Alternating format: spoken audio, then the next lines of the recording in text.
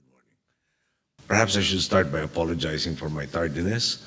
My father was part of your profession a few decades back, and I'm sure he's watching our proceedings today.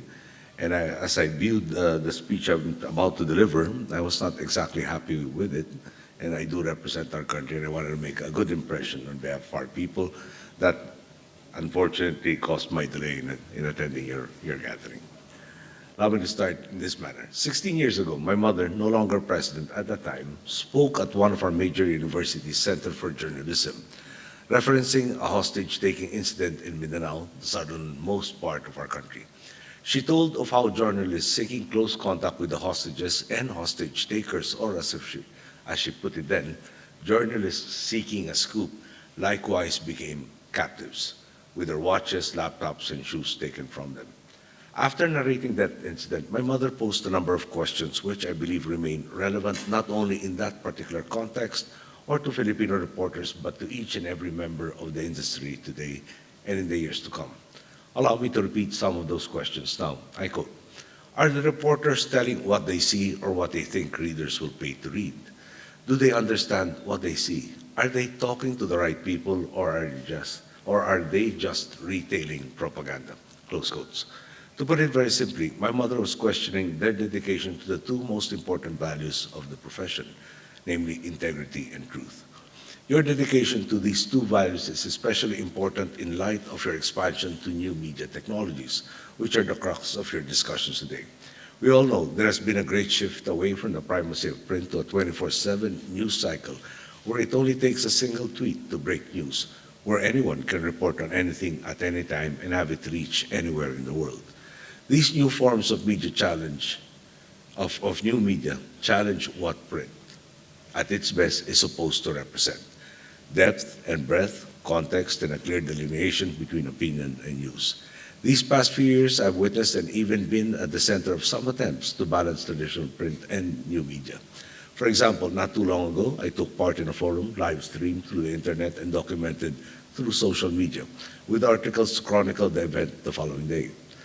On the other hand, I'm also told that the majority of, if not all, outlets have demonstrated a tendency to sensationalize titles or post only provocative portions of articles online, purportedly to encourage people to go through the whole piece, a tactic which I understand the generation younger than mine calls clickbait.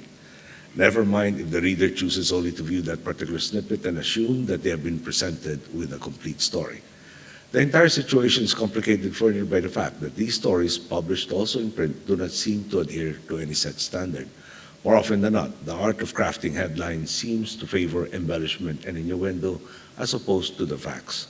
Some articles seem to be written with blatant bias, while others fail to adequately represent the situation accurately. Over the years, I've increasingly wondered about this trend in light of the fact that print's greatest advantage is that it can tell the complete story, whether in one article or in a series, and have that read by a still strong readership. For instance, today I'm certain that you find yourselves increasingly read by citizens from all around the world.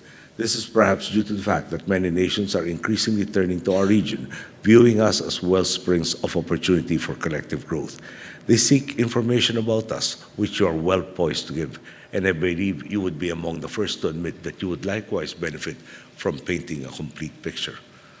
Another example, Myanmar right now is undergoing a very significant transition. Print and indeed all forms of media can impair that transition by highlighting fears and unfounded speculation.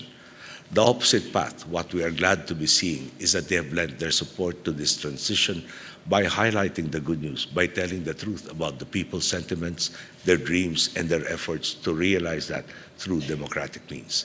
It is true that your job is much more complicated today because of the need to expand your operations to new media forms, which have their own limitations in terms of dissemination.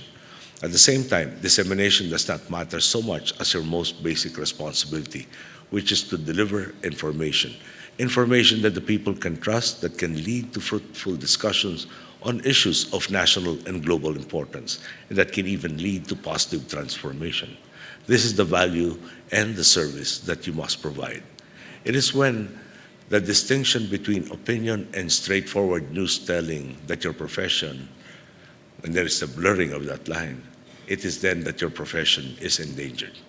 This is not only a matter of principle, it is also about practicality. Sensational headlines and articles composed of controversial rumors, for example, might increase your circulation marginally today. What happens, however, when the people notice your tendency towards such, when they realize that your articles are entertaining, perhaps, but cannot be verified and consequently trusted? In the long run, will they not seek out alternative sources of information, sources that they know will tell them the truth? In the Philippines, national and local elections will take place in a little over a month. We face a fork in the road. Will we choose to continue treading the straight path of the past few years, or will we choose the opposite? In 2010, I promised Filipinos that when I stepped down from office, I would leave behind a country in a far better situation. We believe the successes and reforms of our administration are enough to help our countrymen make the right decision in the upcoming elections.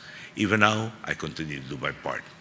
At the same time, I'm cognizant that when we head to the polls, my vote will be just like anyone else's. When I have voted, I will wait for the results with the rest of the country. It is somewhat different for you. Media, and perhaps especially print media, has a special role to play before, during, and after our elections, as it does at any critical time in even your own countries. We Filipinos will need a just, comprehensive accounting of this historic time, and you are in the best position to do that. Candidates are vying for the highest post of the land. They are trying to win the people's trust in a variety of ways, from promises to attempts to smear mud on the names of their rivals, from presentations of their records of service to curses and strong language. All of this appears in your pages. Some more sensational candidates featured more prominently than others, I point out. Everything you publish is indeed devoured by millions. In a very real way, you are luckier than these candidates. By far and large, you, the press, already have our people's trust. This alone reflects the magnitude of your responsibility to wider society, to disseminate information instead of speculation, to foster higher levels of discourse instead of becoming a rumor mill, to empower citizenries and nations instead of tearing them down. It is my deepest hope that you will never forget this, that whether in the Philippines or elsewhere in the world, you live and work accordingly with the greater good of the public in mind. Thank you. May you have a very productive conference.